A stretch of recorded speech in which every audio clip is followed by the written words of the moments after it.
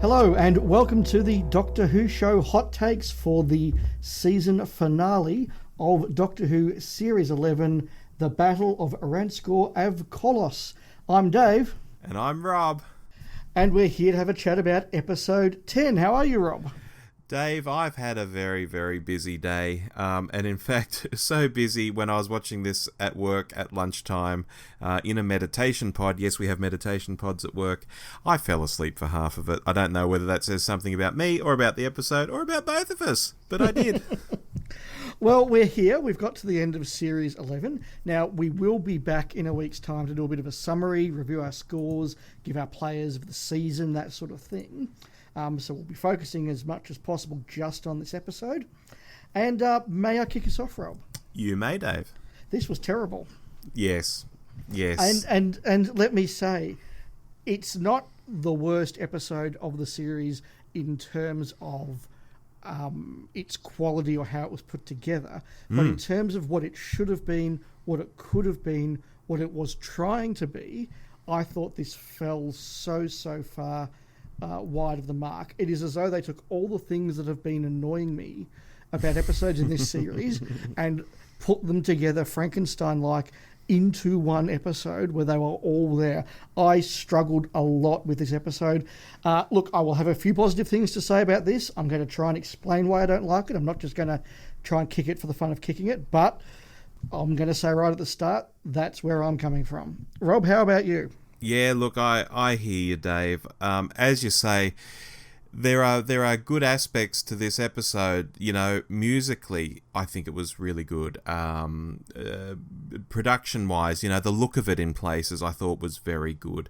But the story itself and how it all hung together, I thought, yep, Chris Chibnall is certainly back in the writer's seat. Should we do our words of the week before we go any further? We should. What was yours, Rob? Dave, my word of the week is relief. And my word of the week is minority. Okay, very intriguing. Let's dive straight into what I think was one of the key issues with this episode. And I've got a few things to say about this, and that is the big bad, who is the big bad of the series, I guess you could say, as well as the episode. Well, yeah, and look, I don't like, praising myself too much, but if we go back to our first episode, I said, look, I don't think Tim Shaw's dead. I'm not adding him to the Chibnall death count this week, Dave. And lo and behold, he wasn't dead, and they brought him back. So, yay me. I just wish he was a more interesting villain to have been brought back. Yeah, and I actually, let's pause just there and say it's an interesting approach they've done to the episode. And it's, as a philosophical approach, I don't mind it. I mean, RTD had the approach that he would throw everything in the kitchen sink at the series finale, and sometimes he pulled that off, Parting of the Ways, Journey's End. Other times it was just too much. It all sort of fell apart under its own weight. Stephen Moffat, again, not really throwing the kitchen sink at it, but he would pull a lot of ideas together so that an episode was groaning under its own weight. And again, sometimes that worked, sometimes it was too much. There's no rule that says a series finale has to be a finale in inverted commas. No. Classic Who very rarely had series finales. They might have had a bigger six-parter in the Tom Baker era, or the big Barry Letts episode in the Pertwee era, but they weren't finales. So it's interesting that they've gone for something that isn't either of those things, yet they've brought back the Tim Shaw baddie. Yeah, exactly. And very early on, when it was revealed that, Tim Shaw was back, I thought to myself, you know what? Maybe this series could have worked better if Chibnall had just done the first and last episodes. Introduced everything, introduced Tim Shaw, then came back at the end and wrapped it all up. What could have been in the middle if we didn't have all those other Chibnall episodes? Yeah, maybe. So let me branch off from there then, Rob, because you mentioned how Tim Shaw was revealed. Now, I made the note at the time, they did the whole, I know that voice, and then it was, oh, yes, that's Tim Shaw. Then there was this dialogue of, is that him? It's not him. I'm not sure. It could be him. But they never actually said that it was him. They just sort of let the audience assume, well, of course it's him. We all know it's him because we're watching television, and that's what happens. Yeah, you are right. It was interesting. They were pretty sure it was him. Oh, I know that voice, yeah. But then they backtracked all of a sudden. It's like, why are you backtracking? You were pretty sure a few minutes ago. Yeah, good spot. Yeah. And look, I mean, I think most fans as you did, Rob, had the suspicion that he would be back at some point. So when the blue light fell to Earth in the opening, I kind of thought, oh, that's probably going to be Tim Shaw. Couple of problems, one of which is the dialogue and the way he delivered it, because there were whole scenes, some of them I think important exposition scenes, I could barely understand a word of what he was saying. Yeah, there's one in particular where because I've rewatched this again tonight, obviously, because I slept through half of it at work. There is one scene where he first takes off his mask and he delivers about 2 or 3 sentences, and for the life of me, I have no effing idea what he said. None at all. Yeah, and there's another one, it's the big confrontation where he's sort of leading in to talk to the doctor and kind of trying to explain what's going on. And again, the middle part of that, I couldn't get at all, and I was really trying. It was like listening to, for Blake Seven fans, Travis disguised as Siobhan in Voice from the Past. Or I guess if you want a slightly more modern reference, Bane from that last Batman movie, you know. Like, it was like that, and that's not a good thing. No. The other problem that I had as well was the name. Now, in The Woman Who Fell to Earth, there was this attempt to have the Doctor undermine the character in a non-violent way by giving him a stupid nickname. You know, the moment she says, "Oh, Tim Shaw," then if you're British, you think he's some actor or comedian, and if you're Australian, you think he's the guy from the But Wait, There's More commercials. Mm-hmm. And it undermines the character. It's a way of the Doctor sort of beating down the baddie without using weapons, by psychological beating down, if you like. The problem is, if he's meant to be your big bad and he's about to destroy planets, and you're like, oh my God, what's Tim Shaw up to? It just doesn't work. It's silly. I found the whole plot quite silly, Dave. But you're showing it. You're making it silly. You're showing how silly it is by calling the guy Tim Shaw. Yeah. Look, I know, but again, to go to that plot. What was happening? Planets were being shrunk into tiny little bits of crystal, killing everything on them, but then at the end they were zapped back into place and presumably everything came alive again. He was creating this weapon that they only really were turning on just because the Doctor had shown up. They'd only zapped a few planets before that, even though it had been thousands of years. It was just convenient the Doctor showed up at the right time. Even the fact Tim Shaw had lived for thousands of years. You know, these other, the Ucks, they said they could live for millennia. Was Tim Shaw's race meant to live for millennia? I know he had these sort of huge bellows, and he'd sort of turned into Darth Vader at one point. You know, they were doing the breathing for him, sort of thing. Yeah. When it was like, and they go, I know that voice. I thought, yes, so do I. It's Darth Vader. Fantastic. But, oh, gosh. So yeah, let's see if I've got it. So Tim Shaw was sent by the Doctor. Now, is he sent back to his world and they sent him here, or he went to this world by accident or by design? I presume he got there by accident. Right. And the Ucks, even though they seem to have lived for millennia and they're very smart and can do wonderful things, are suddenly like primitive tribes people, like, oh, it must be a god. It must be a creator. What the hell? Yeah, we've been waiting for our god to drop out of the skies. That guy dropped out of the skies, so therefore that's our god. Okay, I'll buy that. That's a sci-fi cliche. We're watching Doctor Who. That's fine. So he uses the Uck's powers to sustain his life and to capture and miniaturize planets in Stenza technology, which then powered the weapon which channeled their power through the planets into the weapon, so he could attack Earth. The other ships knew about it and they were just coming to stop him, and he stopped them somehow. And there were people captured, I'm not sure why. And in the meantime, the planet attacks people who land on it, and that's unrelated to the plot, or it's related to the Uck's power, or... And these people who had gone to the planet to stop him, it seems pretty piss weak. Were they just sending like a few people at a time to stop this super weapon? That's very, very odd. And I'm genuinely, listeners, I'm sorry if I'm sounding disingenuous, because I'm genuinely not.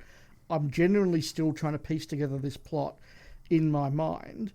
partly because a lot of the exposition either was really badly written or was, as I said, unintelligible. And I'm not quite sure what was going on, apart from which it was really badly structured. Oh, I completely agree. I kept having this overriding thought throughout the whole thing, like, poor Chris Chibnall, you love your Doctor Who, but by God, you can't write it. You cannot write it, Chris. No, I mean, let's mention some of the dialogue. I made a couple of notes here. You call it training, I call it creating doubt. Well, that's a nice piece of natural dialogue there. Yeah. I still remember how to take down robots. Luckily for you. That's the sort of thing people say to each other. Yes. Those that came before us, that failed and fell. Again, another natural piece of dialogue that, you'd get in a conversation. Oh, it just rolls off the tongue. Oh, and Jodie, who... Okay, so back to the structure. 22 minutes in, all they'd really done is land and walk a lot. Yep. So they actually really hadn't discovered anything. I think they get to Tim Shaw at about the 22-minute mark. Then there's another 2 minutes of getting from the entrance hall to his room. Mm-hmm. Then there's 10 minutes of Jodie saying, so anyway, tell me what this is. It's how I'm going to have revenge. Sure, tell me what it does. It's going to destroy the universe. Cool, tell me how it works. Like, so bad. Do you know, my wife said at the end of it, but what you've just highlighted there just is perfect for what she was saying. She said they've got to stop writing these like they're audios, like they're Big Finish. Yeah. Where it's all just, talky, everything's explained. She said, it's written like audios. It's crazy. And I said, you know what? I think you're right. And it just ties into what you're saying there. It is absolutely, if you close your eyes, it'll be like listening to Big Finish, probably in terms of quality as well, I've got to say. But I digress. With a lot of walking. Yeah. So it was really badly structured. And then there was a huge amount happening in the last 10 minutes. You get the whole Graham Ryan arc sort of dealt with, which was a good part of the episode we'll get to in a moment, I think. Mm. That was sort of dealt with in a very compact way. The Doctor ended up just sort of getting everybody in a room holding stuff and pushing buttons, and somehow that stopped the aliens' mental power with the blocking things. Yeah, and she said, the planet will get to us. And Yaz is like, I'll take that risk. And yet, throughout that whole sequence where they didn't have the neural things on their heads, I don't think the Doctor or Yaz really suffered that much or lost their minds or anything like that. No, there was no real tension from that. So, if the blockers stopped the mental power of the arcs, that stopped Tim Shaw. So that was all that needed to stop Tim Shaw. But because the planet were about to explode from their shells, that then became the danger, and the Doctor had to remove the planets and get them back before they expanded back to natural size, yes? Yeah. Yeah, so there were two different perils. Yeah. Yeah, good. I'm glad that they weren't particularly interesting, but yes, there were two. Right. The final other big problem I had with this, we've spoken about the structure, the dialogue, Tim Shaw, is the use of the regulars. At the half-hour mark, I've written a note, is Yaz in this? Really? I mean, she was in the second half, but even in the second half, all she was doing was feeding the Doctor lines like, Doctor, tell me what this is. It's one of those. Doctor, how does this work? It's going to do this. Mm. I didn't think Yaz was in this episode in any meaningful way. Yeah, but earlier on, I can see what you mean earlier on. Later on, she did have screen time. She was running around doing stuff. But, yeah, look, we've said it before. We'll say it again, no doubt, in our wrap-up episode. She's been the weakest link this series. Yeah, absolutely. So let's talk about some of the nice little bits, the gems in the rough. You found some? Well, Rob, across the course of the last 10 episodes, you've been Team Graham. Yes. I've been Team Ryan. Yes. And I've acknowledged certainly that I really respect your decision to be Team Graham, and you've definitely, that you've backed yourself home on that one. He's been really good. But I'm still a big fan of Ryan as well. I was very pleased to see that relationship did get a good amount of screen time here, and there was a nice build-up to it. It was obvious, and Rob, you picked it. Like, you picked every moment of it, apart from Graham dying. You picked every moment of this arc, or character arc, 10 episodes ago. So, there are points for the viewer that you're playing for at home. Thank you. It was obvious that it was cliched and it was predictable, but those two actors did it really, really well. Oh yeah, yeah. And again, we got a grandfather. We got an "I love you," which was new, and we got the fist bump in the end. Everything paid off. We did, and beyond that as well, we got to see them genuinely working together. We got to see, and again, the whole Graham, I want to shoot the bad guy. No, you're not allowed to shoot the bad guy because I'm the doctor and that's not how we work. Well, doctor, she killed my, etc. Like, that was hugely cliched, hugely predictable. There was no way that Graham was going to ever shoot Tim Shaw. He was going to have some sort of moment where he could have but didn't. Like, I saw that coming from, the 5-minute mark of the episode. Yeah. Again, though, Bradley Walsh played it phenomenally well. He was well supported by Tosin playing Ryan, and getting them to have that interaction of, Graham, you don't want to do this, no, I don't, and then working together to find another resolution. Again, the plot was obvious, but they played it really, really well. Oh, yeah. And look, the whole thing where he shot Tim Shaw in the foot. He's like, I only shot him in the foot, don't tell the doctor. I thought that was genuinely funny. I quite enjoyed that moment. Yeah, exactly. I thought that was a good little strand. It could have been more interesting, but yes, those two actors have again taken very dull material and given it a really good shake, and I respect them and I like them for that. All right. Well, that just leaves, in terms of the TARDIS crew, the Doctor.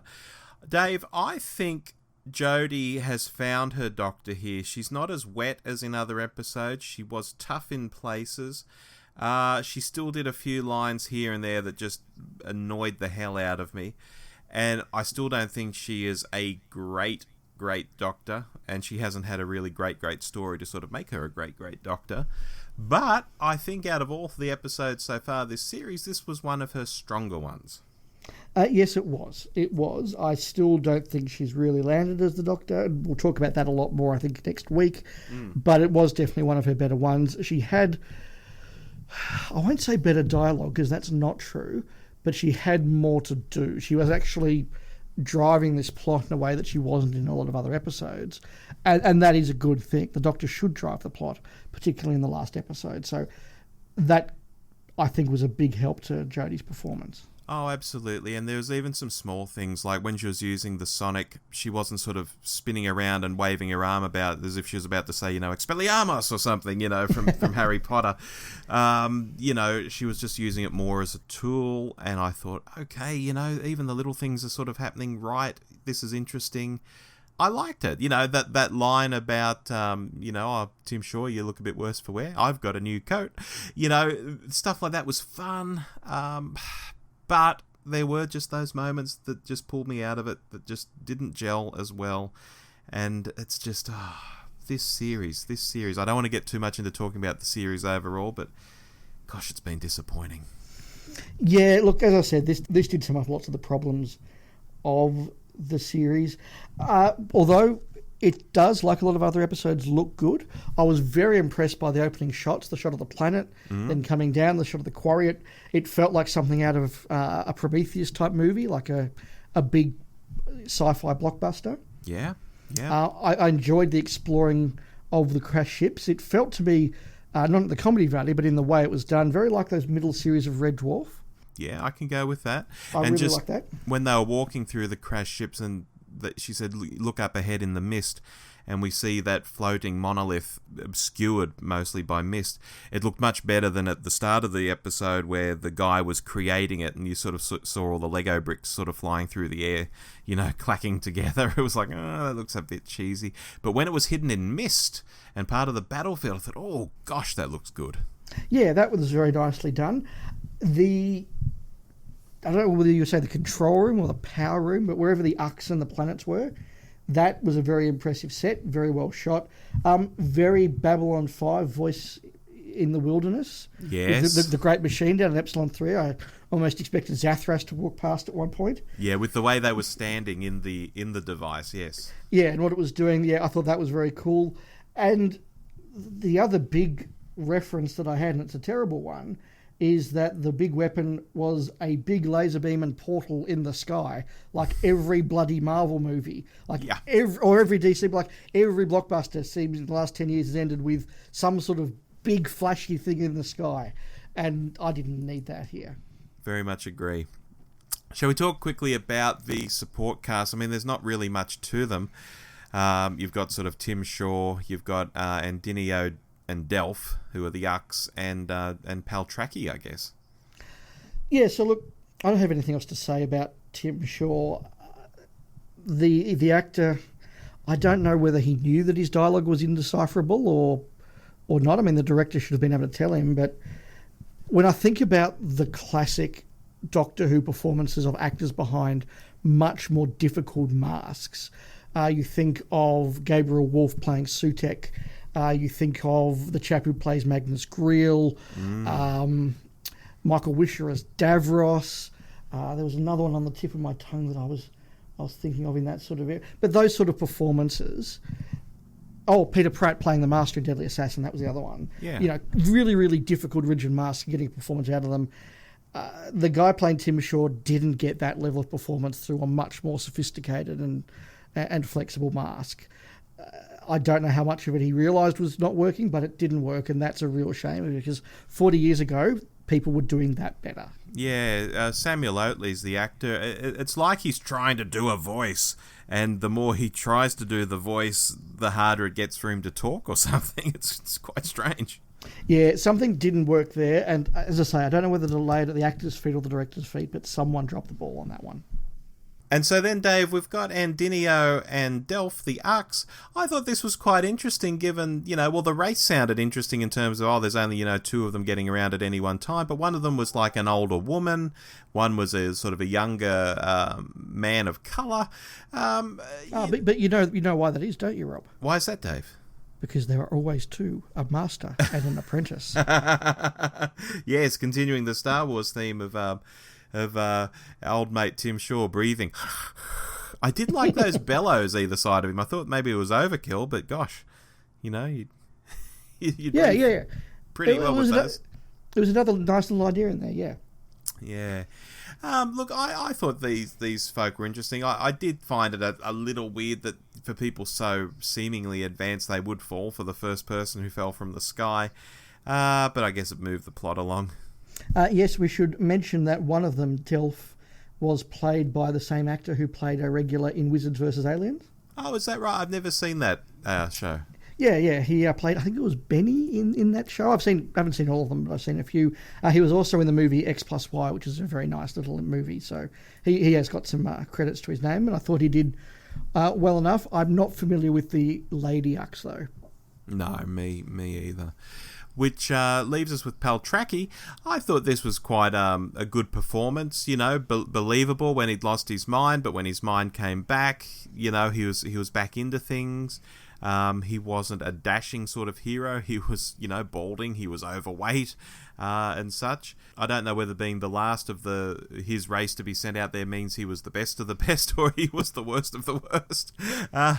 But yeah, look, I think he was fine. I didn't mind him at all. No, I agree with that. And in fact, he had to deal with some pretty clunky dialogue and a pretty clunky role. He had to be the guy, I've forgotten what's going on and I need to just and I need to just explain how my memories brought back exactly the right piece of plot information at exactly the right time in the drama to let you know. He did that role very, very heroically, I thought. All right, Dave, unless you've got anything else to say about the cast, I'm pretty much spent on talking about them. Well, let's go to the sports desk. Let's go.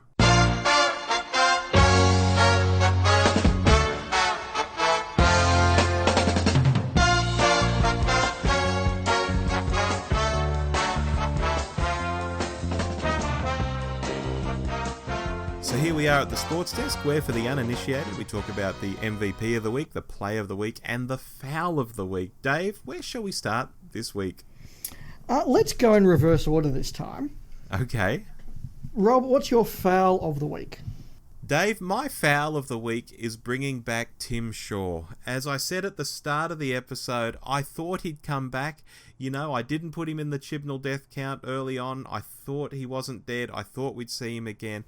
But he's such a rubbish villain at the same time. I just think bringing him back, for what is ostensibly the finale, the big end to the series. I know we didn't have a big arc going on, so it doesn't feel that way, but you'd like something to really kick off in the final episode. Instead, it's like, it's the guy with the teeth, and now he can't even sort of move about very well because he's really old, and he's got this iron lung he's attached to. Oh, wow. Yeah, he's really interesting. Fantastic. So that's my foul of the week. No, look, that's very fair. I think that's sort of very similar to what we've been saying for most of the episode. My foul of the week is being given to the structure and the writing of this episode, because it is everything that's been poor about this series for the last 10 episodes, which is not to say they've all been poor, but as I said, all the weak aspects can come out through here. The lengthy exposition dialogue, the very slow build-ups with very dull middles and then rushed at the end, the really clunky dialogue, all of those problems, all of the, the doctor standing there explaining what she's going to do for 5 minutes and then pushing some buttons. It is a consistent fault we've had. I suspect we'll be talking about this quite a bit in our summing up of the season next week, but that is my foul of the week. All right. Well, what was your play of the week, conversely, Dave? So my play of the week, I almost gave it to the opening because, as I said, that really felt like a big blockbuster alien-type movie. The gorgeous shot of the planet, then coming down to the surface. I really felt there was something interesting going on there. But I'm going to give it to that final interaction between Graham and Ryan. I thought within it all, yes, it was obvious, it was predictable, it was cheesy, but it was nice, and I enjoyed that moment within an episode that I was frankly not enjoying. Okay. My play of the week is something that you've poo-pooed a bit earlier on, but you might see my reasons for it, and it's Graham wanting to kill Tim Shaw.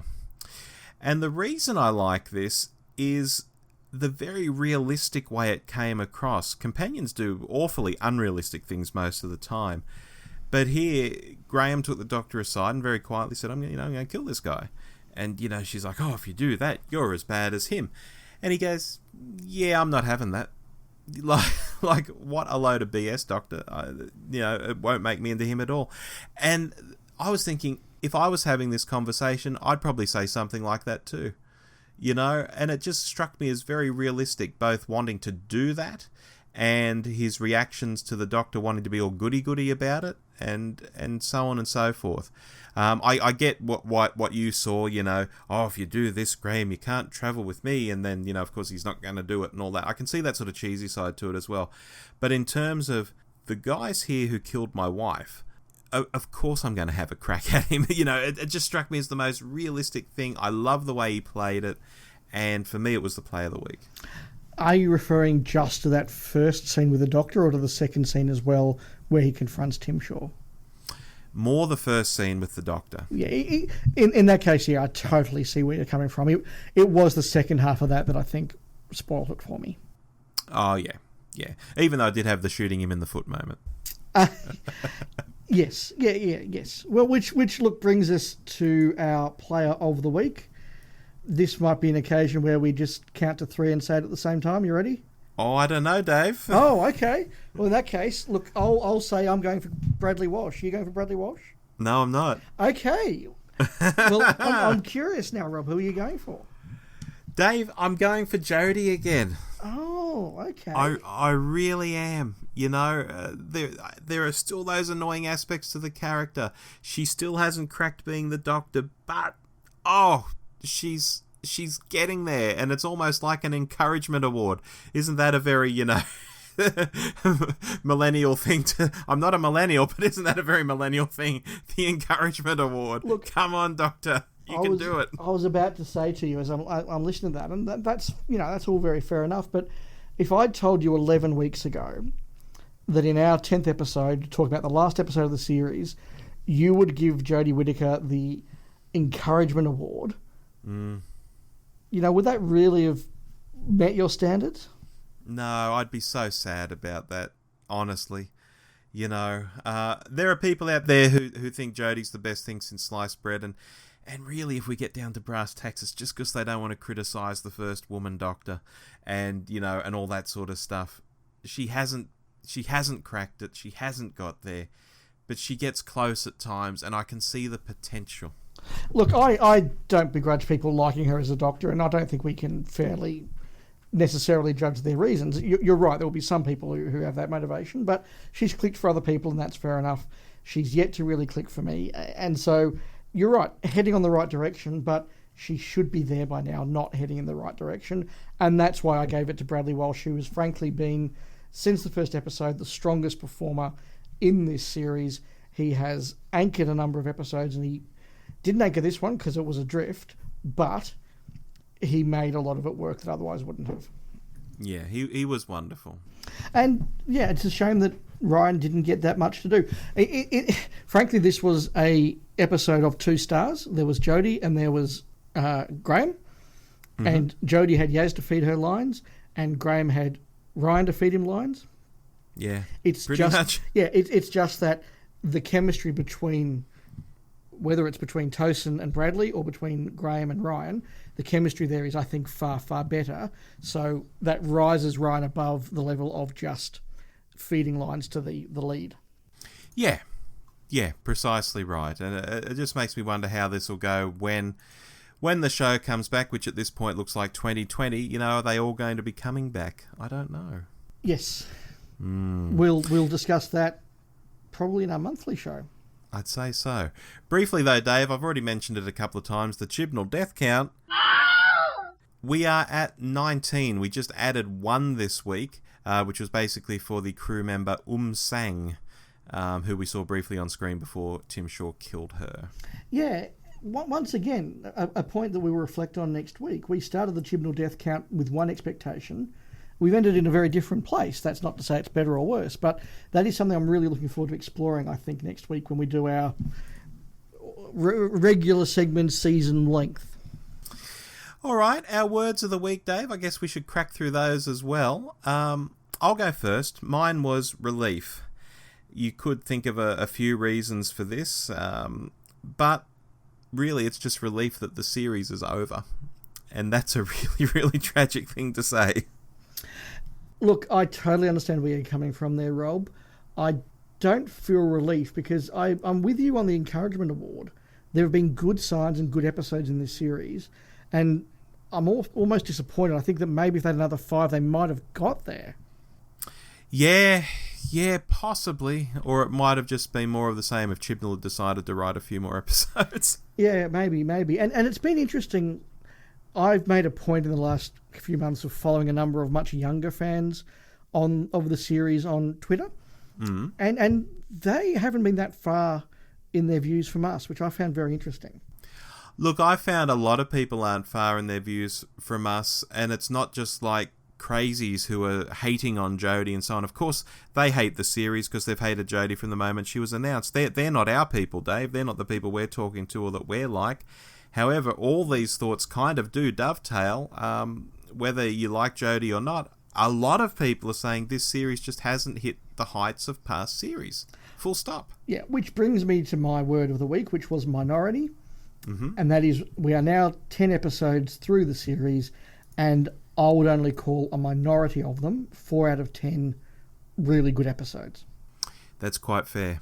And when we say quite good episodes, they're still not genius, oh my God, what was that episodes? There have been none of those. No, but we'll, again, as I keep saying, we'll explore that next week. But I was really hoping that this would be not an RTD-style finale or a Moffat-style finale. I didn't want the big arc resolutions. I didn't want 53 characters coming back and the stakes being raised. I didn't need that. I was happy with just a good final episode. But I was hoping this would be the one that would pull all the growth we've seen in the series together. The second half has been better than the first half, and sort of really land it in a way that I thought it was possible to do. And we'll be left with 5 out of 10, which wouldn't be, that would at least be a pass. I hear you. And we didn't get a pass out of this season. So that's my disappointed word of the week. And look, listeners, as I say, if you are one of those fans that doesn't like to hear us knock an episode at length, well, I apologise, but it's a hot take and it's our honest thoughts. Shall we see what other people said perhaps before we do our score on this occasion, Rob? Okay then, do you want to kick off?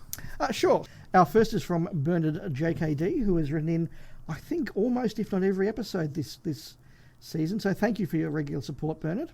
He has indeed, yes. A series to be forgotten ends with both a bang and a whimper. An attempt to do a heavy, serious movie ep, yet it still had no drama or interest like all the other episodes this season. It's cruel to see this show so empty and lost. Dr. 13 needs a lot of rework to allow Jodie Whittaker to be credible. Completely agree with that. And, the rumour out there is, Chibnall will nick off after his next series and Jodie will go with him, because they're mates. And I just think, oh gosh, wouldn't it be great if she hung around, if he does go, wouldn't it be great if she hung around and worked with another showrunner just to see what she could do with someone different? Yeah, that could be good. But I do agree with Bernard as well, saying that it attempted to do a heavy movie style episode, and I saw that coming through, and that I give them credit for that. Yeah. Andy Taylor at Bodge77. For a series finale, that was poor. How can it compare to Army of Ghosts, The Stolen Earth, World Enough and Time? There's been no great stories this time. The best was just okay. And I think that's exactly what we've just been talking about. Yeah, World Enough and Time, I'd forgotten that one, and that was so amazingly good. And I remember how excited a whole bunch of my friends were at what was coming in that finale after the build-up that we'd had. Much like I can remember back in 2005 after seeing Bad Wolf, and then that preview, how did you survive the Time War? They survived through me. And, oh my God! And having to sit there for a week to find out who they... wow!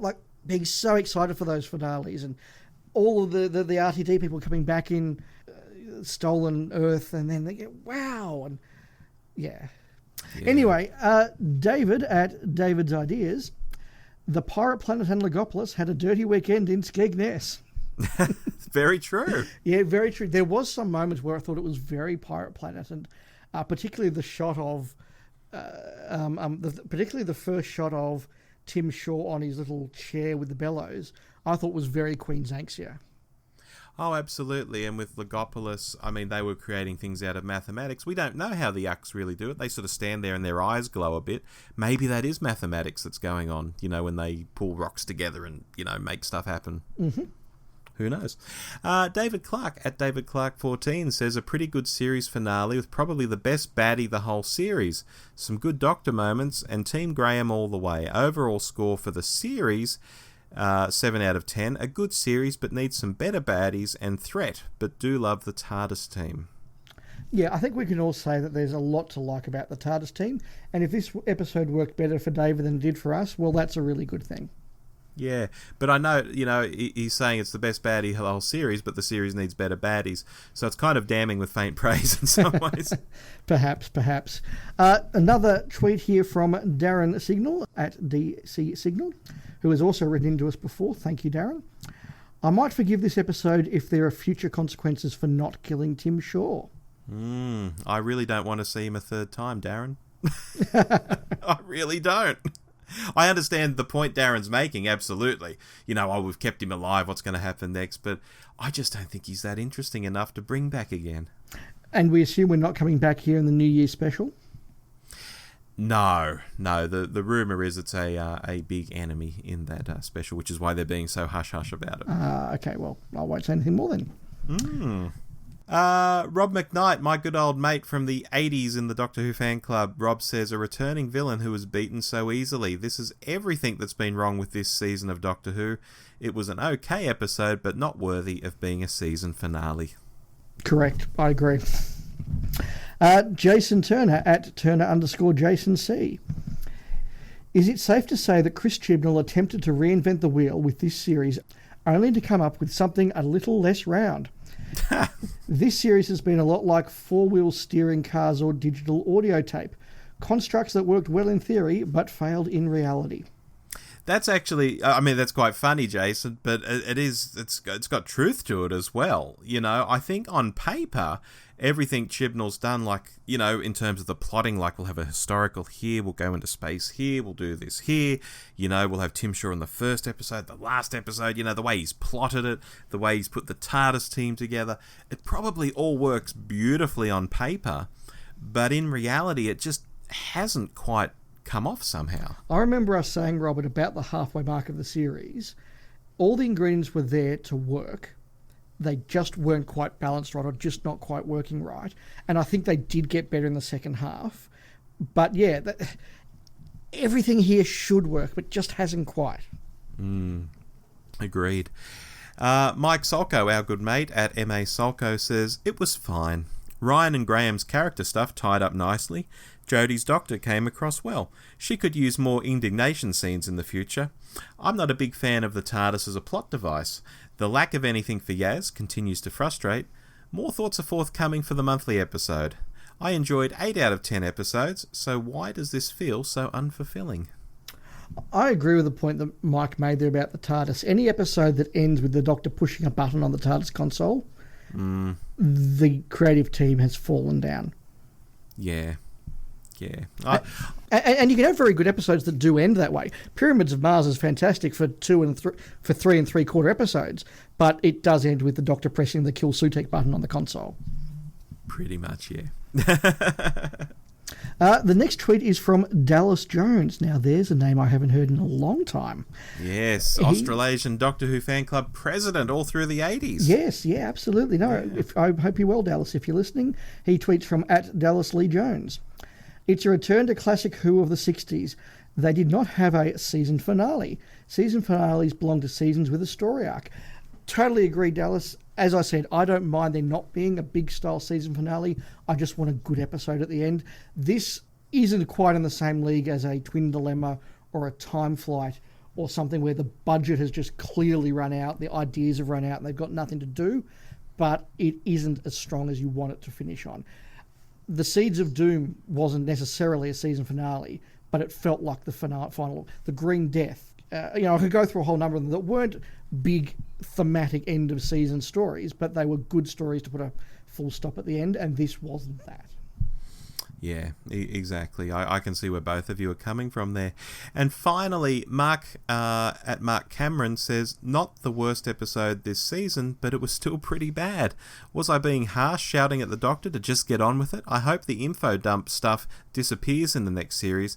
As is the festive season, I'll be nice and say 4 out of 10. Wow. Yeah. Look, that's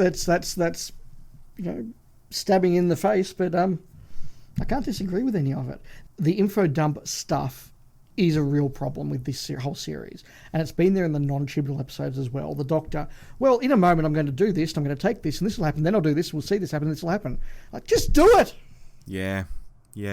And you know what? With no Doctor Who in 2019, Chibnall needing this year off to go and create his next 10 episodes, which I just think is such nonsense. I wonder if it'll be like him coming back and having picked up on some of these things and fixed them, or will it be like Trial of a Time Lord, where they had the big break and came back and still hadn't fixed anything? Is he going to learn, or we're just going to wait a year and then come back to more of the same? It's probably a topic for next week's discussion, actually. Yes, all good thoughts, but we're getting ahead of ourselves. Look, I don't have anything more to say without repeating myself. I don't enjoy kicking an episode in the guts, so I don't want to just stand here and do that once more. I think I've made my points. I'll probably have to give this... I don't know what to give it. Do you know what you're giving it for, Rob? I know what I'm giving it, and it seems almost high in some ways, but I think it's fair. Go on. I'm going to give it a 6 out of 10. Yeah, you see, I was going to go with a 5, but this is another example of where I have to say, look, I don't think it was the worst episode of the series. I just think it was a letdown being in the slot it was. But that's an even score with others, so I'm going to be heavily revisiting my scores, I think, next week. But for now, I'm going to give it a 5. Yeah. Look, I think we're in the same ballpark there. Fair enough. So as I said, we will be back in a week's time with just a bit of a summer up, some thoughts about the series that haven't really fit into one episode or would have taken an episode over length, because we want to keep these nice and manageable. We'll have our sports desk looking at the players and the fouls and the moments of the series. We'll talk about the Chibnall death count for the series. I think we'll have a word of the series and just do a bit of a nice summing up in a week's time. Yeah, and we've also got some listener emails as well, so some longer stuff too. Excellent. Well, we'll be back in a week's time.